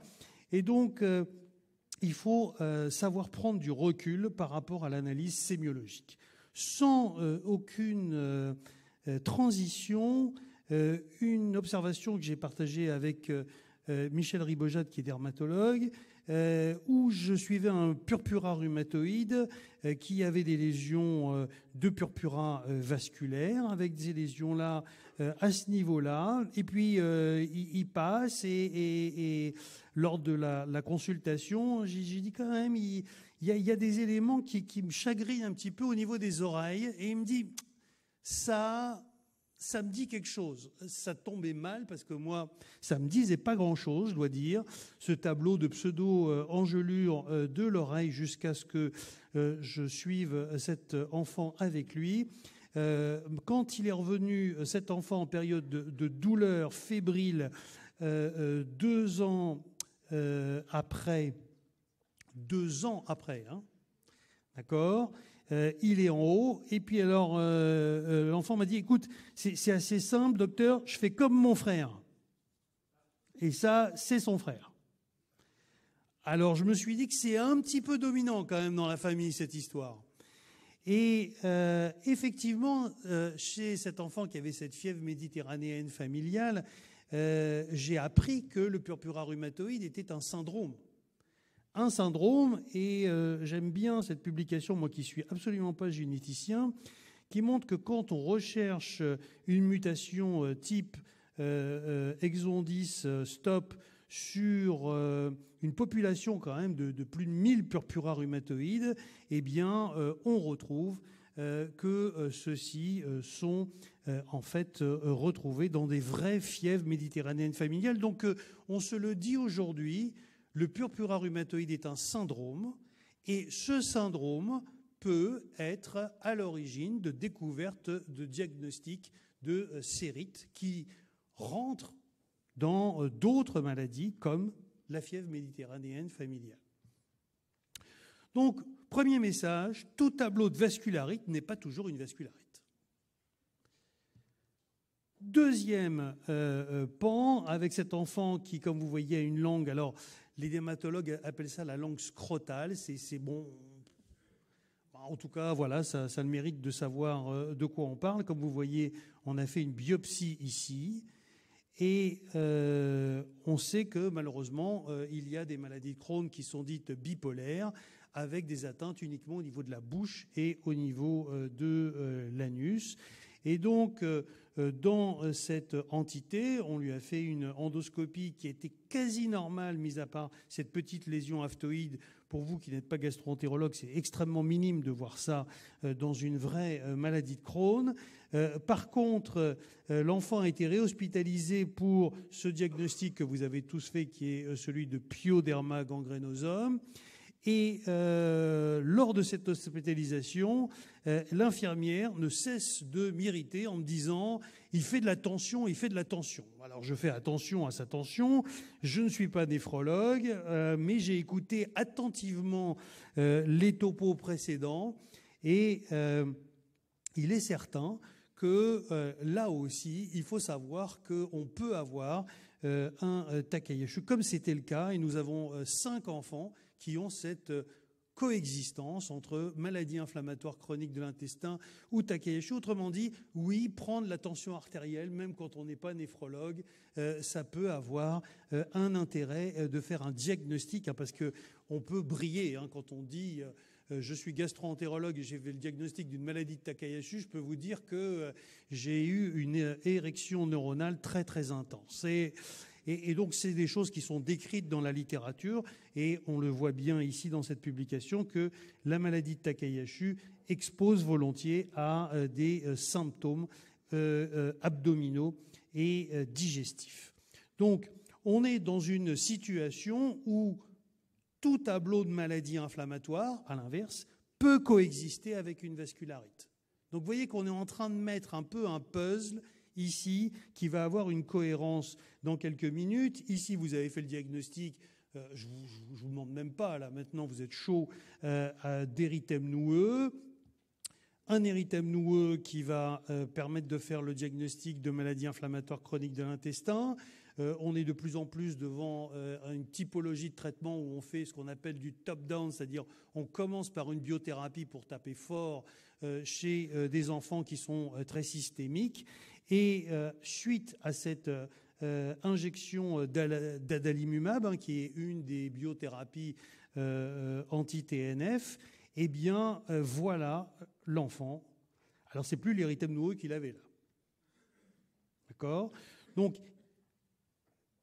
on a appris à cette occasion, on le savait qu'avec l'infliximab, que ça pouvait donner des connectivites d'ailleurs de faible intensité, il y a des syndromes lupiques post-infliximab, eh bien, sachez que tout tableau de maladie inflammatoire peut engendrer une vascularite et peut engendrer ce syndrome de purpura rhumatoïde, qui est donc un syndrome, à mon sens, et non pas une maladie.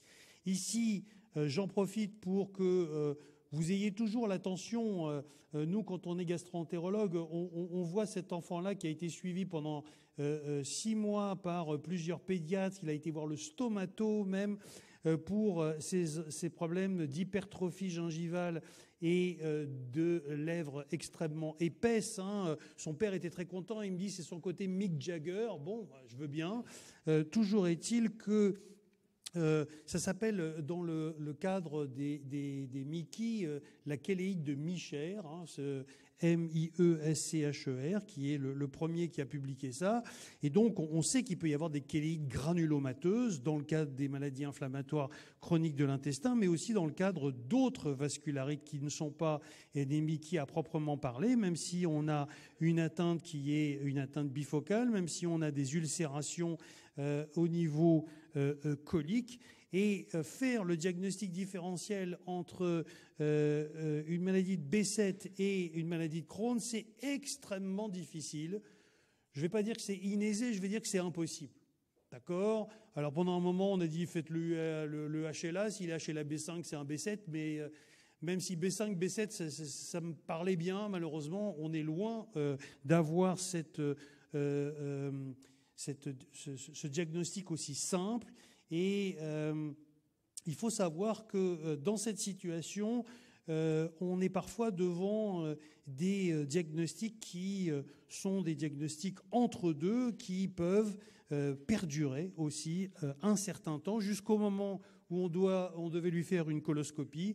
Et là, quand j'ai vu que lors des dernières perfusions, lors des dernières coloscopies, on avait eu cette pathurgie, là, on était plutôt du côté B7, mais ce diagnostic était plus rétrospectif, en fait, que prospectif. Ici, en voilà, je rappelle qu'on peut développer un vrai purpura rhumatoïde avec une maladie de B7. J'accélère juste pour vous dire que cet enfant myosite avec une vascularite très nécrotique, vous avez bien entendu les topos précédents et vous avez fait le diagnostic évidemment de périartérite noueuse qui donne des tableaux digestifs avec des colites qui peuvent être plus ou moins sévères. Ici, un purpura rhumatoïde dans le cadre d'une polyangéite type Wegener. Donc, toute vascularite peut s'associer à une vascularite. Heureusement que vous êtes venus. Avec une classification qui montre que les problèmes digestifs sont extrêmement fréquents. Alors, j'ai peu de temps, mais j'avais quand même un gros morceau à faire. Je voudrais insister sur cette vascularite que tout le monde connaît, hein, qui est la vascularite du nourrisson, qui correspond à l'œdème aigu hémorragique du nourrisson, qui est post-infectieux, ici par rapport à un rotavirus, mais il peut être post-allergique ou post ce qu'on veut. C'est exactement comme un purpura rhumatoïde, sauf que c'en est pas un, il n'y a pas de dépôt d'IgA. Bon, j'ai pris la photo, c'était inadéquat de ma part de la prendre pendant qu'il était en train d'exonérer, j'en suis confus. Toujours est-il que cet œdème aigu hémorragique du nourrisson est l'équivalent du purpura rhumatoïde du petit, sauf qu'il n'y a pas de lésion rénale ou de lésion digestive sévère qui s'y associe, contrairement au purpura rhumatoïde. Et là, je vais aller très très vite parce que tout le monde connaît bien cette pathologie. Je voudrais juste raconter une histoire que je raconte tout le temps, c'est mon côté un peu catharsis. C'est cet enfant qui a arthralgie, maux de ventre, avec un purpura déclive. L'interne m'appelle, me dit oui, c'est un purpura rhumatoïde complètement évident. Je lui ai fait sa bandelette urinaire, elle est négative, on est tranquille, il rentre chez lui avec des antalgiques. Je lui dis, tu veux que je le voie? Il me dit, non, il n'y a pas de problème.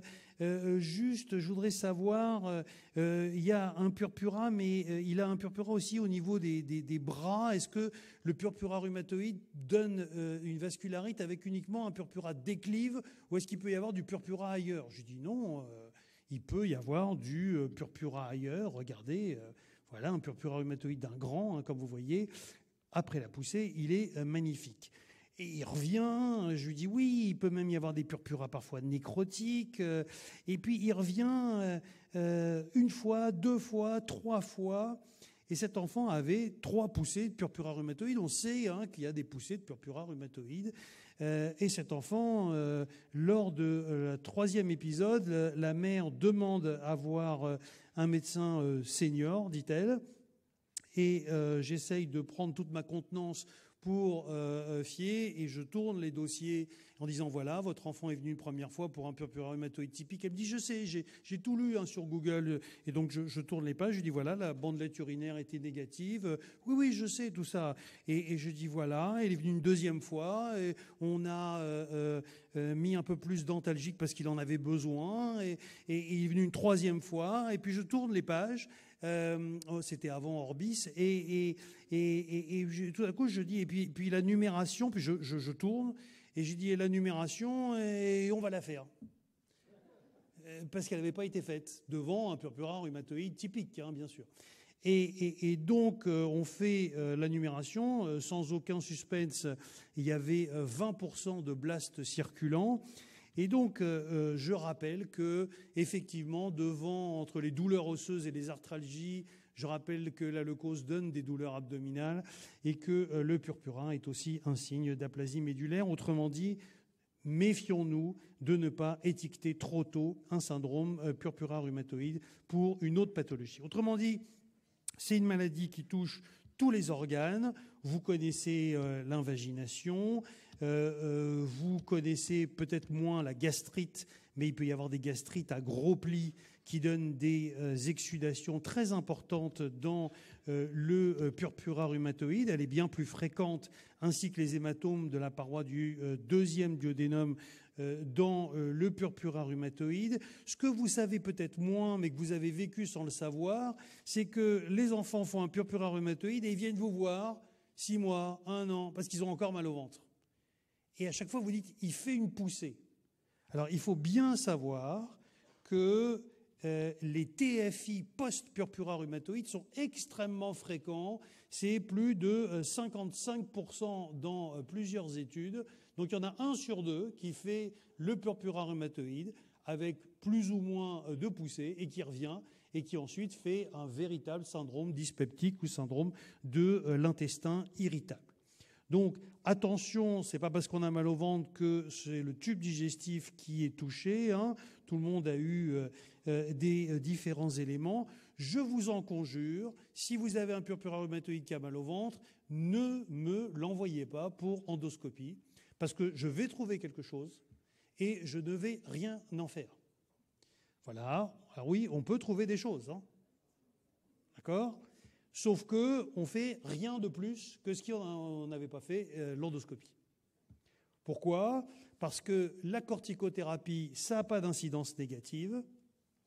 Il y a très peu d'études, mais ils montrent bien que si on instaure la corticothérapie dans les 2 premiers jours des douleurs abdominales, on a une meilleure rémission, on a une hospitalisation qui est moins importante, on a moins besoin de chirurgie et d'invagination ultérieure après une corticothérapie. Autrement dit, les corticoïdes, oui, sans avoir besoin de faire d'endoscopie. On sait que les corticoïdes n'ont pas cette propriété qu'on leur a imputée pendant longtemps de générer des véritables lésions digestives. Alors c'est sûr que si vous êtes à faire des hautes doses de méthylprédnisolone, ça peut avoir un intérêt, mais pour le purpura rhumatoïde tel qu'on le voit dans nos cabinets, n'hésitez pas à prescrire une corticothérapie à bonne dose, à 1 mg/kg. Tout ceci, c'est dans les alternatives les plus graves. On a été amené à faire même des plasmaphéreses, peu importe. Mon élément est suivant. Devant un purpura rhumatoïde qui a mal au ventre, une échographie toujours.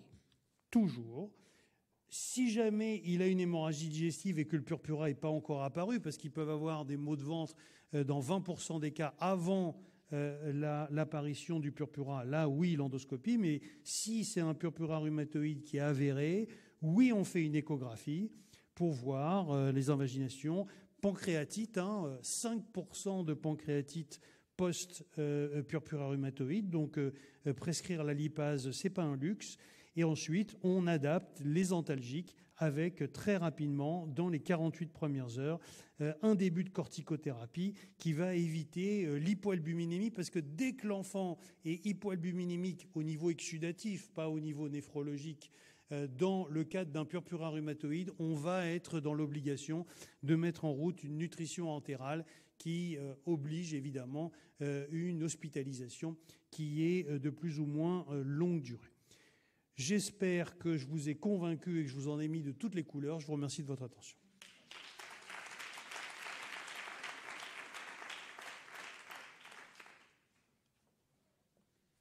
Merci beaucoup, Marc. Est-ce qu'il y a des questions dans la salle ?